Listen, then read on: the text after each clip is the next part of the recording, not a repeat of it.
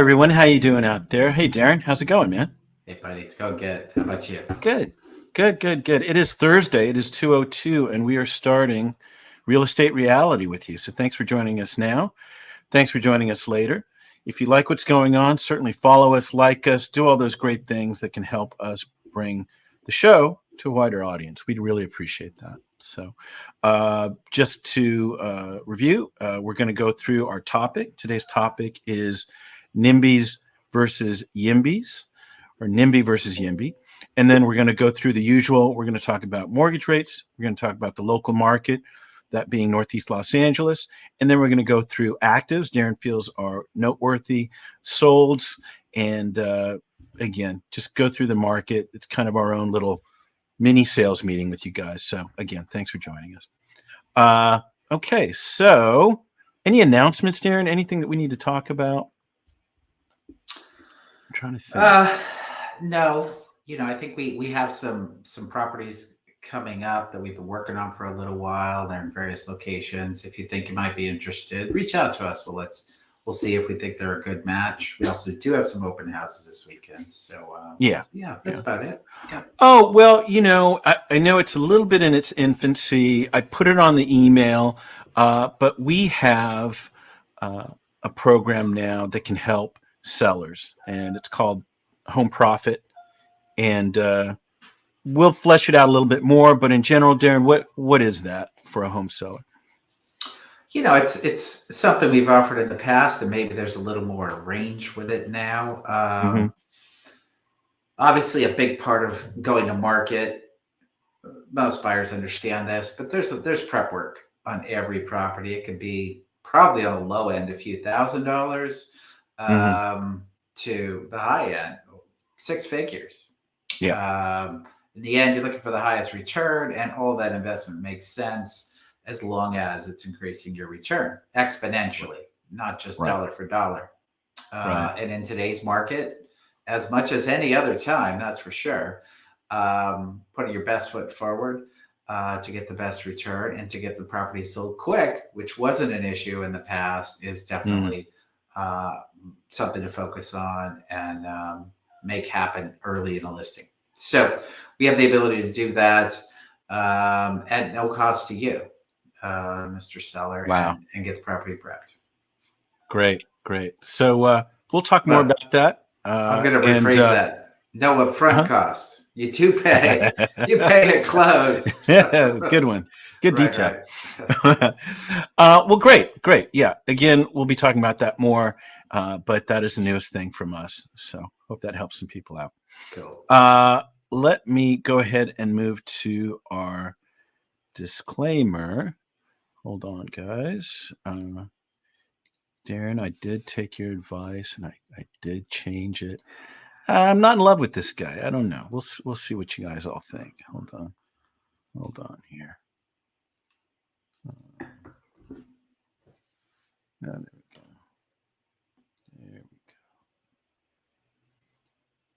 Okay.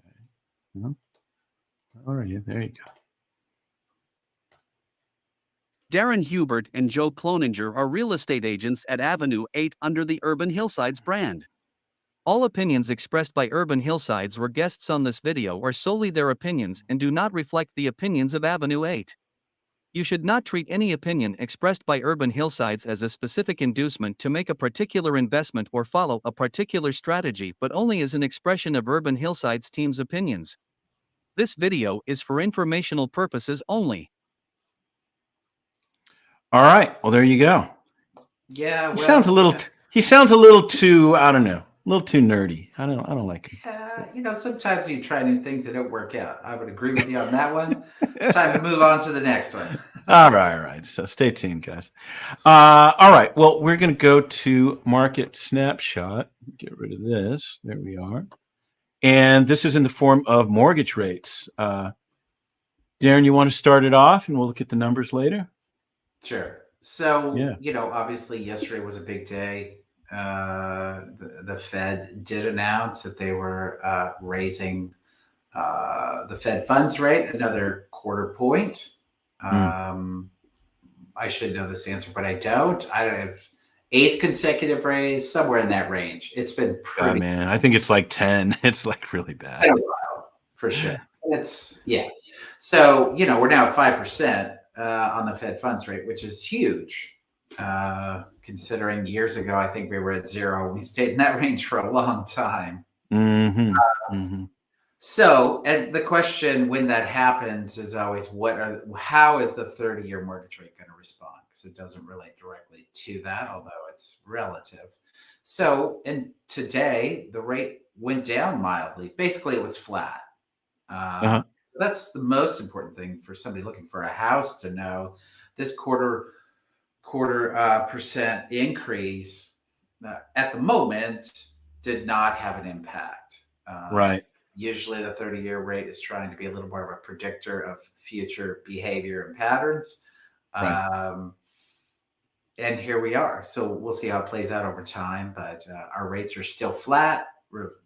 Make sure you get that message, buyers. Your rates did not go up with this Fed funds rate increase. Yeah. Some good news, like you said, for the moment. 6.45 is what Mortgage News Daily is reporting. Again, this is based on a survey. And as you said, it's the moment, right? So I know there are 2 more news items coming up. There's the employment numbers tomorrow, and then CPI, Consumer Price Index, is coming out. So we'll see where those put these rates at that time. We did have a slight bump in the jumbo. The jumbo is definitely getting closer in rate to the traditional 30-year fixed. So that's relative. Well, there it is. So 30-year fixed, 6.45, 15-year fixed, 5.9, 30-year jumbo, 6.18, 5/1 ARM, 6.72, 30-year FHA, 6.07, 30-year VA, 6.06. And at least the trend right now here says it moved down slightly, kind of in the middle, which is nice. Yep. Good. And, we had, I know we were talking with one of our lenders, one of our preferred lenders, and I think we talked about him maybe doing a guest piece on what's happening right now. He downloaded us on a bunch of stuff in a short 5 minutes. It could be that short with him. So stay tuned. We'll get that together for you. Yep. All right. So now we will move off to our topic. Let me pull it up. Let's see here, guys.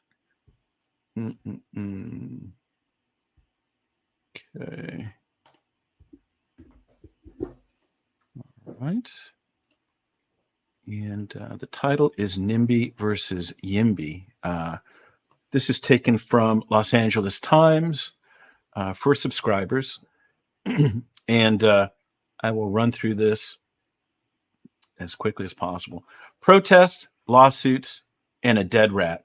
A wealthy California city's epic fight to block growth. So this is by Jack Fleming, staff writer at LA Times. The last group that tried to build multifamily housing in La Cañada Flintridge received a dead rat in the mail. The package's message couldn't have been clearer, echoing the words that a former city planning commissioner said at public hearing in 2013. We like the way it is now. Tucked in a verdant crook of the Verdugo and San Gabriel Mountains, the city is a peaceful refuge from the bustle of Los Angeles, an affluent bastion of beautiful single-family homes on large, leafy lots. It's expensive, with an average home value of $1.99 million, and it's little. While the rest of Southern California swelled with residents over the last 4 decades, La Cañada Flintridge's population has hovered around 20,000 since 1980. For decades, the city developed a reputation as being fiercely anti-development and a conflict that came down on clear ideological lines: quality of life versus free market capitalism. To the slow growthers, the foes were developers trying to get rich at the town's expense. But the current fight over the future of a 1.29-acre lot holding an aging Christian Science church building at 600 Foothill Boulevard has pitted them against a harder group to demonize: those trying to get people into desperately needed affordable housing. And their foes are playing a card that past builders never used. Because the state says the city has not complied with its housing rules, developers might get to bypass La Cañada Flintridge city planners altogether and build an even bigger project than the one they originally proposed. Should have had my water. Anyway, NIMBYism takes root. And for those that don't know what NIMBY means, that's not in my backyard versus yes in my backyard. The city's battle over development dates to the 1980s when the founder of now shuttered sporting goods retailer Sports Chalet looked to build the company's corporate headquarters on Foothill Boulevard.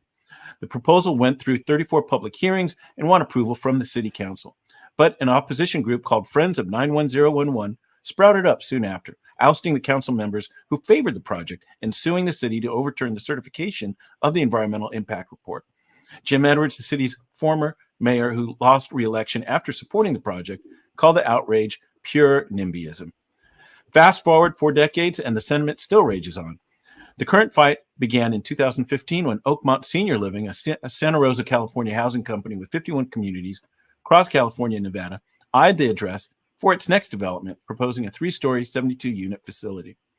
Oakmont presented the project to the city's planning commission in January 2018, and commissioners requested time to gauge residents' concerns about potential effects on views, traffic, and parking, according to the La Cañada Valley Sun. The opposition was swift and unrelenting, led by an actor who played a famous sitcom dad, Family Ties star Michael Gross, founded Together La Cañada, a nonprofit dedicated to responsible development that fosters sustainable growth and public safety. He called the project a symptom of a larger problem of not adhering to the downtown village-specific plan, a framework adopted by the city in 2000 to enhance the area's role as a destination. The group, which didn't respond to multiple interview requests, carried out the same purpose as Friends of 91011, rallying residents against the development and stalling progress to the point at which Oakmont made no further proposals. After an Oakmont executive received the dead rat in the mail, postmarked from a local zip code, the company abandoned the project in 2019. Then came Cedar Street Partners, a development company that also specializes in senior housing projects. But unlike Oakmont, Cedar Street has 3 partners with strong ties to the city. Alexander Hack, who grew up in the area, Garrett Wyand, who lives a few blocks away from the site, and Jonathan Curtis, who was once the city's mayor. The company picked up the property for $4.2 million in September 2019 and began laying plans for a mixed-use project of 47 senior housing units, 12-room hotel, and office space. The ambitious project would require an exemption from the downtown area's strict zoning code, but the team believed it should be granted because of its much-needed contribution of multi-unit housing. The backlash began immediately, and Together La Cañada alleged on its website that the project would set a disturbing precedent, which would undoubtedly, over time, alter a large portion of the Foothill corridor. The group also launched 2 petitions deriding the project. One features an illustration of a traffic jam at the proposed site. The other, titled "Why is the 600 Foothill Project Back?" collected more than 200 signatures. On the website, petitioners raised concerns over the project's potential effects on traffic and density. Most argue that the location simply wasn't suitable for multifamily housing. The intersection with the Arco station, directly adjacent, is already so busy and dangerous. Putting up 47 dwellings with 70 to 100 parking spaces there is irresponsible, wrote Robin Gruber. I am all for 55-plus living accommodations, but disagree. This is the best location and scope of the project, wrote Kelly Chamberlain. Other comments were more impassioned. This will change the tapestry of La Cañada forever. Stop the insanity, wrote Patty Wynn Hughes. The developers focused on public outreach with 3 hearings totaling 13 hours and private conversations with city council members. Wyand said he spoke with business owners surrounding the project, all of whom supported the development privately, but wouldn't support it publicly for fear of being boycotted by residents. In September, the city's planning commission recommended approval of the project. The trio felt optimistic, but the vibe was short-lived. 2 months later, the city council unanimously voted down the project 4-0. We went in hopeful, but looking back, there's absolutely no way they would have ever approved it, Hack said. She added, the council's stated reason for denying the project was that it would disturb the village-like atmosphere of the downtown corridor. What village? We're next to an Arco and a giant Ralph's parking lot. A drive down Foothill Boulevard, the city's main commercial stretch, showcases a bit of local charm. There's a Pilates studio, smoothie shop, bookstore, bar, trading card store, and a well-reviewed fried chicken joint. But cars far outnumber the people on foot. An independent economic analysis of the Downtown Village Specific Plan in 2020 found that its mandates have not resulted in the type of development pattern envisioned in the plan.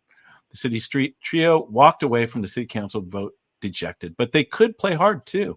The company is mounting a strategy for an even bigger development based on a little-known, untested legal provision in the state housing law. If it works, it'll have the ramifications far beyond the small foothill city. Out of compliance. Good Lord. It's like in the Bible. I think that's good, man.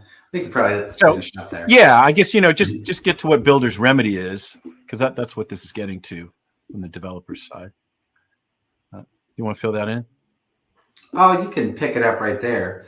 Yeah. Let's go there. Builder's remedy is a provision in California Housing Accountability Act that prohibits cities from denying certain housing projects if the city is out of compliance with housing element law. In other words, it allows housing developers to bypass local zoning restrictions as long as 20% of the units are low income or 100% are moderate income.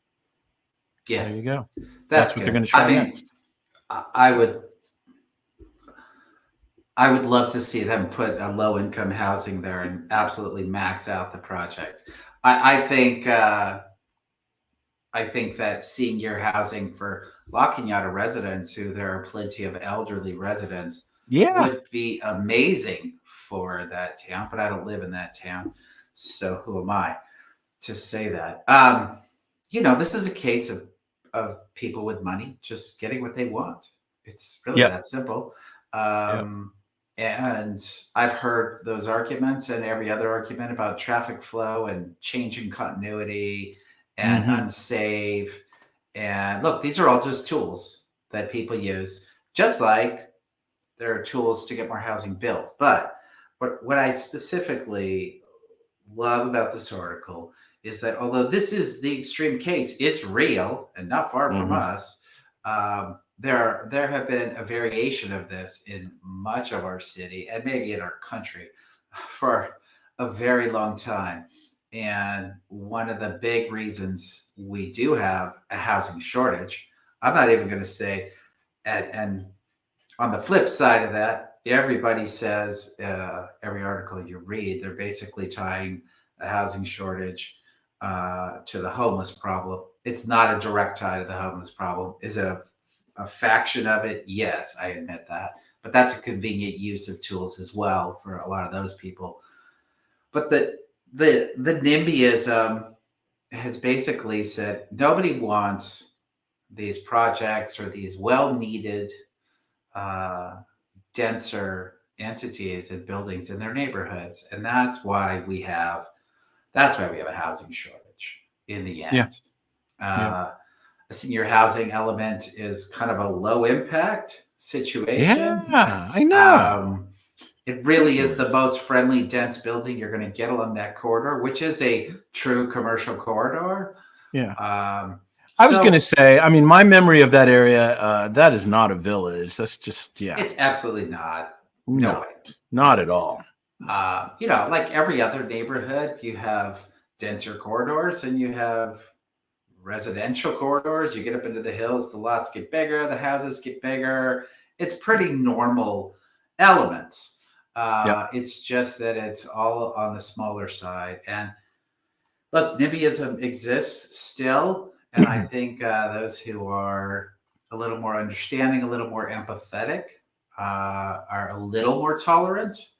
But still, maybe it's not in my entire neighborhood, but a lot of those people are still, well, not on my block, right? Put it on that block, not mine, not next door to me. 2 doors down's okay, Yeah.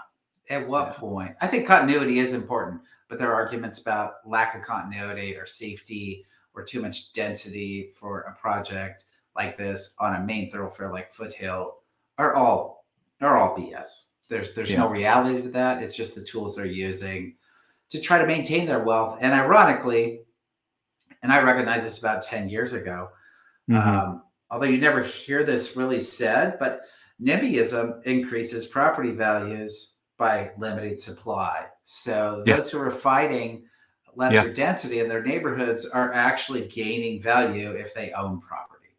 And it's not always property owners who are fighting projects. Often it's renters too that are right there alongside them, but it does raise property values to limit development. So it's important to allow more development to be built, to bring down, to level, not to bring down, but to level off values, to level off rents. We always hear about that. So, we read an article a couple of weeks ago about a guy who supports YIMBYism, right? The people who say they couldn't afford a house made $200K. That's where we first heard that word. Right. So I've come to a point where I support it, and I think it does need to be healthy and somewhat cohesive, but that's subjective. The perception of that is subjective. It is what it is. Yeah. Yep. All right. Well, we'll certainly see how this ends out probably pretty soon, and we'll come back to it later. But I would think this is the most passive, most friendly way, senior housing, to see if something's going to work. Sure. I can't think of anything better. Truly. And I'm always surprised that people with, maybe I'm not surprised. People with a lot of money who are, won't stand and look at somebody in the face. They should just say, "I want my property value to go up." I mean, I would respect that a lot more than mailing someone a rat anonymous in the mail. Yeah. That's. But no surprise. Yep. All right. Well, there you go. That is the topic for this week, and we will follow up. Okay, I guess let's go to seller wins and buyer wins. Bear with me, guys. I did put that article in the comments, so if you want to check it out, you might have to give LA Times a couple shekels, but you can check it out yourself.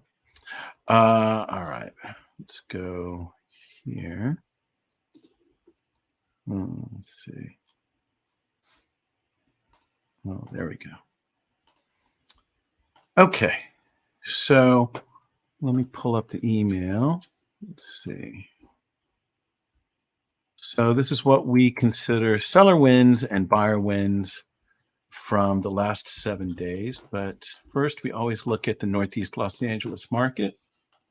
And let's take a look. Okay, hopefully you can see that. Just to run down the numbers here. So 14 solds in the last 7 days. Working off the numbers here. Hasn't changed too dramatically. Last week it was 15, week before 17, and then 17 again. So no huge change. It's actually gone down from a high of 37, maybe 8 weeks ago. Days on market went down. We were at 17 last week. We're now at 14 and a half days. Days on market. And then pendings went to 23. Went up from 17 last week. And then actives have remained pretty much on course. So 27 this week, new listings, 26 last week. Week before it was 35. So that was the jump up. But and then finally on the median percentage there of list price, the median was 3% above list price, 103% list price was the median here on these 14. Anything else this week that you've noticed, Darren? I think the pattern stayed consistent. We do have an increase. Again, 27 actives, 14 sold, which means we have 13 more properties on the market. Slightly less jump, but week by week on it definitely doesn't show a trend. And what's moving is moving fast, and what's not moving is not moving. Yeah. I mean, you see it right there. I mean, there was really just 4 listings that were either list price on down, and one of those was a fairly expensive home. So, all right. Well, great. Let's take a look at some of these. Let's see here. Okay. Now, some of these we actually covered, so it'll be interesting to come back and see them. Mm-hmm. Hold on here. Okay. Okay, so we're going to go to first 848 Cooper Avenue, considered a seller win. This listed at 1,395,000, ended at 1,615,000 for a $220,000 increase, 116% of list price, and this took 13 days on the market to go into contract. Let's see what they saw. Okay, 848 Cooper Avenue. This is Highland Park. 3-bedroom, 2-bath, 1,697 square feet of living space. Again, sold for 1,615,000. Large lot, 18,865. Wow. And this, again, 13 days on the market. This was brought to us by, let's see, seller's agent Kristen Fox. And on the buy side, Katie Crane and John Potter represented the buyer. So congrats to everyone there. What do you think, man? I have to assume it's, enough of the original charm that drew people in. It almost looks like a time capsule. Yeah. So, it doesn't look like huge upgrades. It's just original elements. Good flow, large lot, almost right at a plateau. I think there's 2 houses above it. On a hill that's coming to a peak. So that always plays a factor in the views. So maybe a little surprised, but I see some of the reasons why it would have gone there. Yeah. Well, I was going to say, I just put views. I mean, that always sells. It's got that mid-century to it. But as you said, I think it is going to need some upgrades. Like you said, it's a bit of a time capsule. But even that living room, that looked like here. I love it when they show the drone pictures. Well, that's pretty damn good right there. But there was like office ceiling. I don't know if it was the living room or some other spot. I was like, what? Oh, you mean like a drop ceiling? Yeah. That was it. Yeah, I don't know where that is.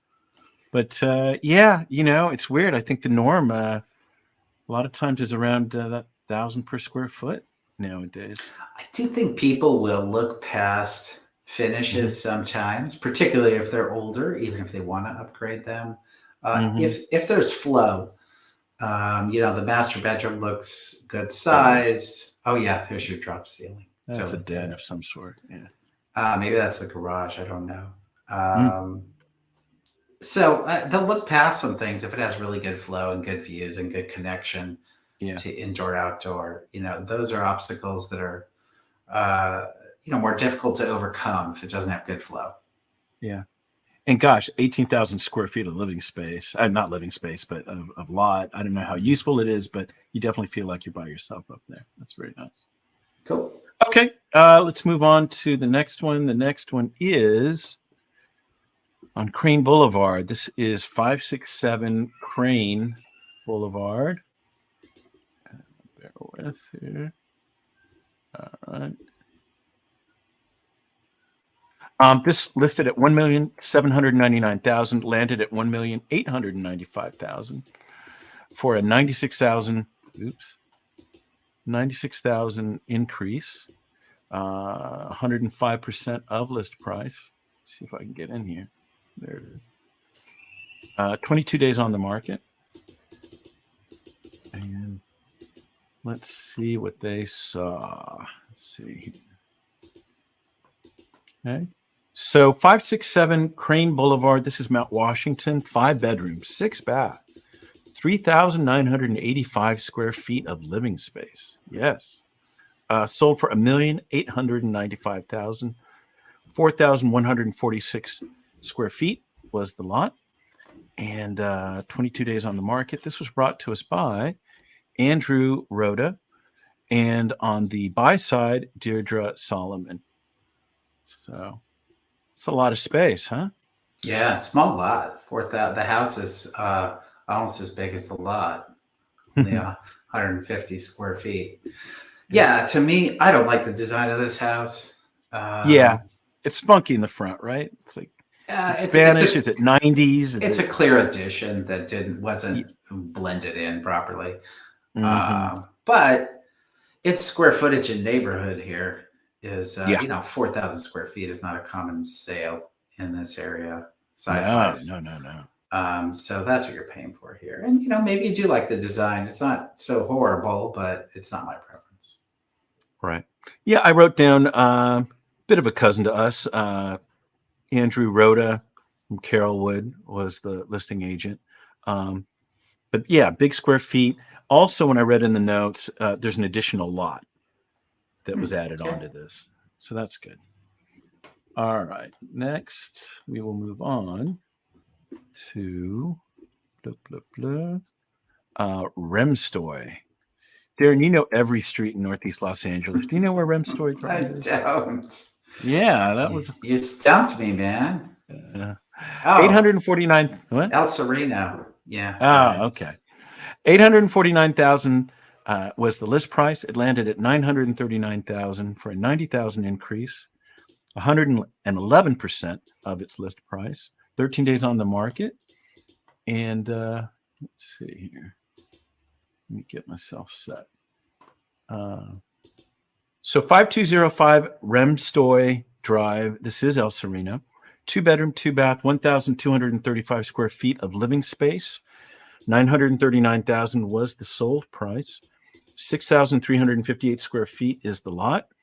And let's see here. 13 days on the market. And this was brought to us by, Paul Prisbilla and Joe Reichling for the seller. And then on the buy side, Jessica Webb Simpson. So congrats to them on the sale. Yeah, I like this property. I did. Right? It was underpriced. I like the fact that for a 1,200, I mean, I can't quite see the proportions, but for a 1,200 square foot house, it's got that open feel with a nice kitchen, but it also has what looks to be a good sized family room. So it's separate gathering location. That's one of my issues when it's all one common space. No matter how much you love somebody in the house, sometimes you don't want to see them. There are moments you want some separation. And this offers that.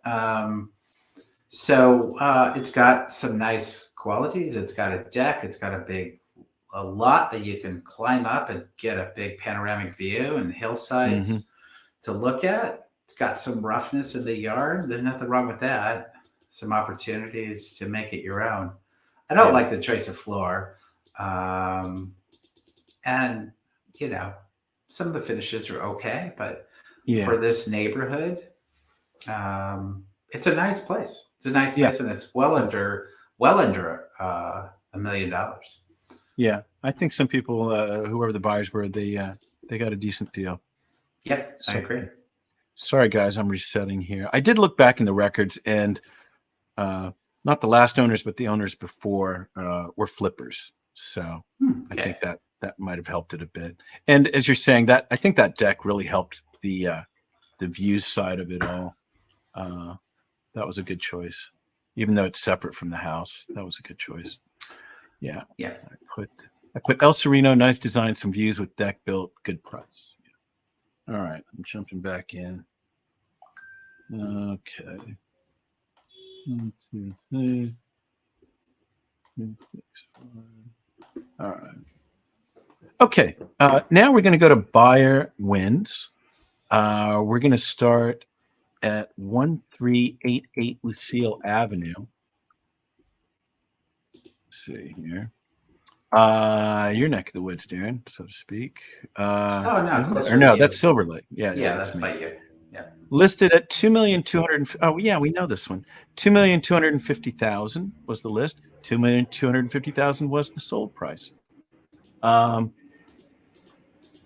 Darren, we saw this with totally remember clients. Yeah, this had some really nice design elements.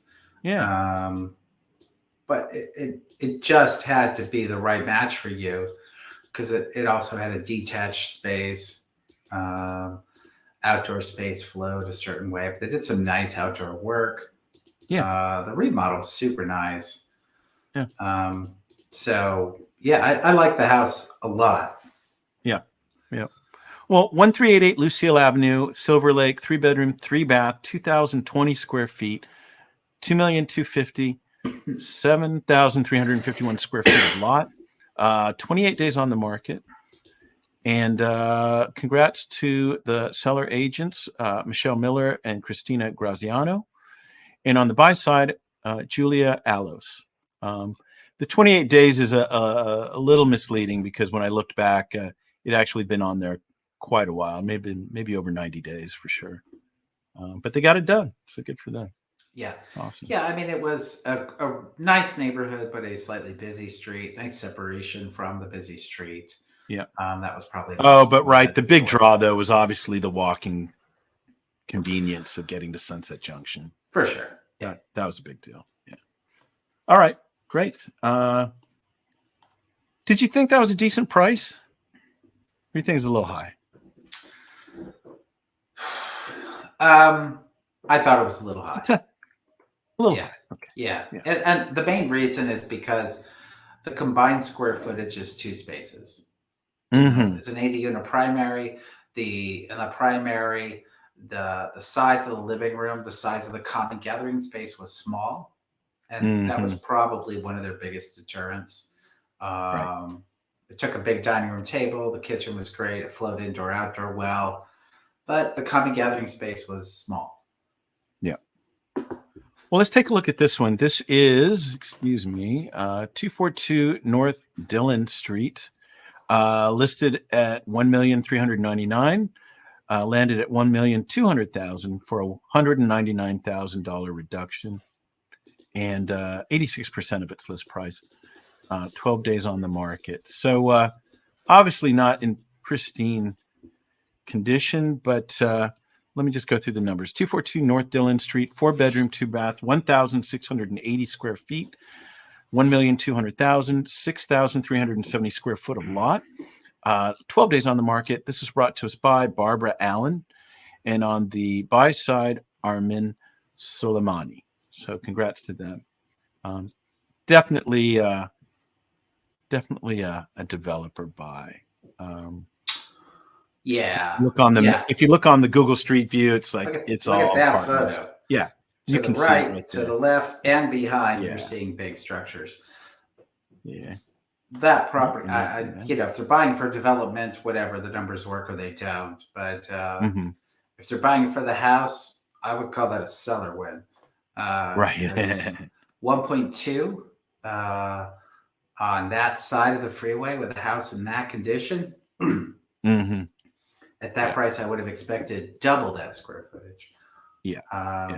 So. Yeah, it's right by Temple. I mean, it's just all about getting some units in there. Okay, I think I'm back on.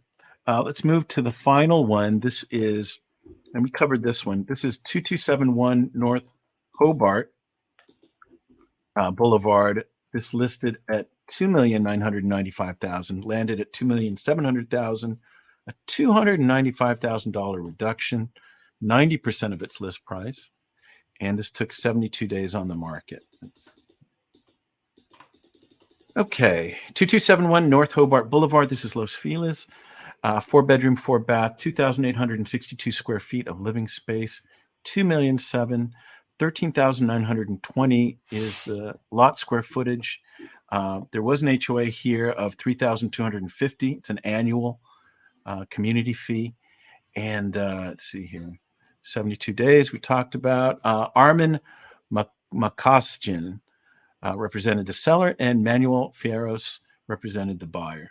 So, including dark photos. Just really didn't care. Well, the house didn't care much either.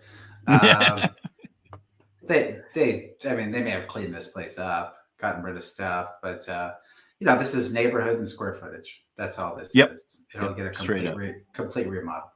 Straight up, yeah. In that sense, I kind of gawk at that price, but it is in the right area. Yeah, cool. All right. Well, let me switch over. We're now going to, let's see here. actives. Let me just change here. Oh, there we go. New listings, actives. Okay. What do you see out there? 5081 Montezuma Street. Love this house. 5081. Really? Okay. Okay.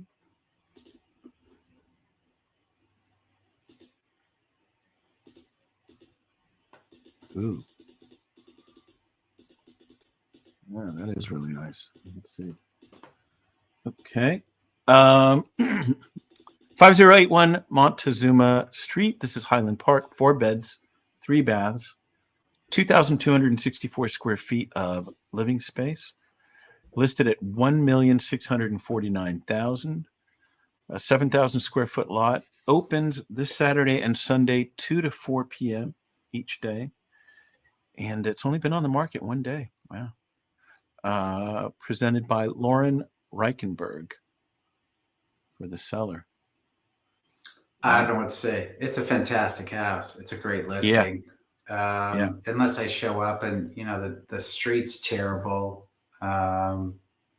it should sell above this amount. Yeah. This should go closer to 2 or above 2. Absolutely. Yeah. Great staging. I don't know if that's just the owner's taste, but it only helps it. Yeah, shows well for an old house. Got a lot of original details. Yeah, look at that fireplace. My God. Yeah, it's gorgeous. All right. Look at this. What's going on with my computer? I don't get it. Clearing data. Blah, blah, blah. Let's see. Let's see if I can get back in there.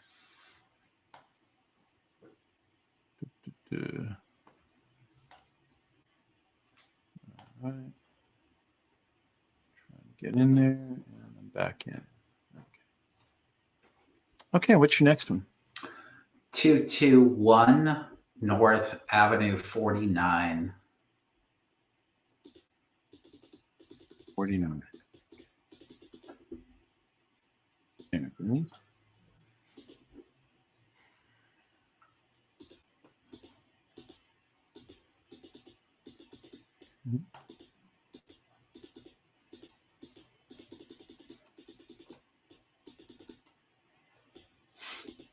All right, 221 North Avenue 49. This is in Highland Park again. 2 bedroom, 1 bath, 714 square feet, living space. Well priced, $938,000. It's on a 4,500 square foot lot. There's an open on Sunday, 2 to 5 p.m. Days on market 7. And this is brought to us by Jennifer Cahill and Kurt Wisner. Yeah, it's a charming house. I know it's small, but it's super charming. Set way up off the street. Gives you a small backyard, but you can utilize the front yard the way you see fit. I think it's a value buy. I think it's underpriced. This will go up. How much? 1.1 at least? I think at least 1.1, yes. Yeah.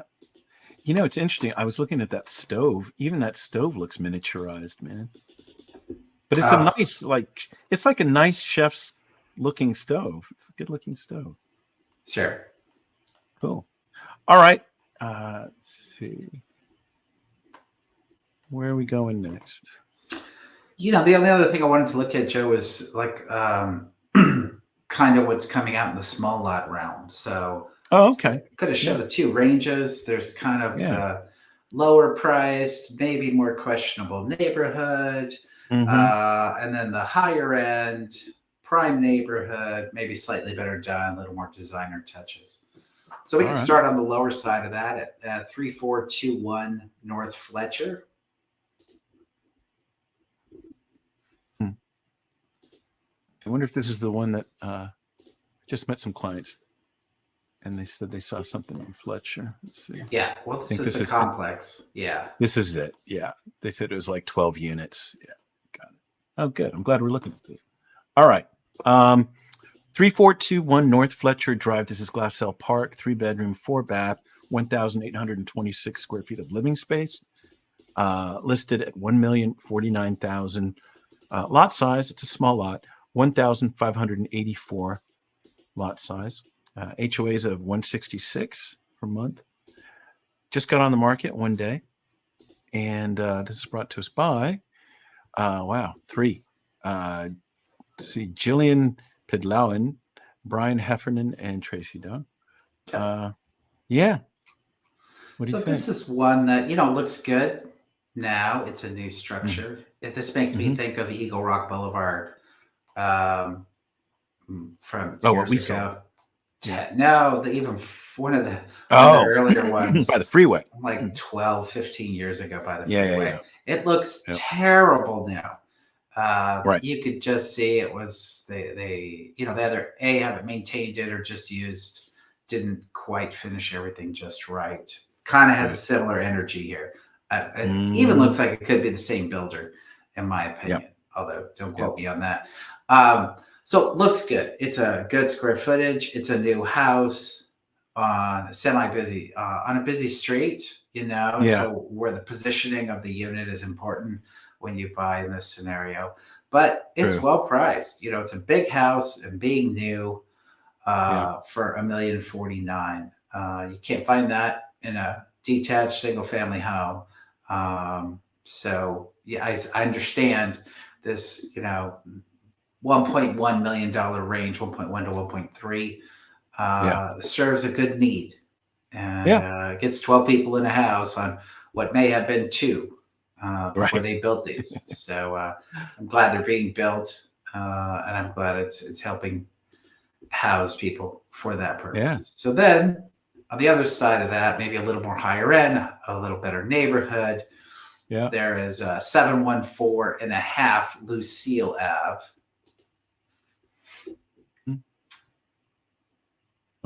Yeah, wait. I wonder if hold on. Wait, hold on. I know what I'm not putting on here, but let's see.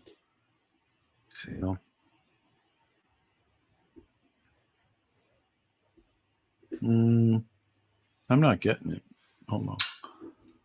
Can you give me the 714 and a half Lucille? Yes. Okay.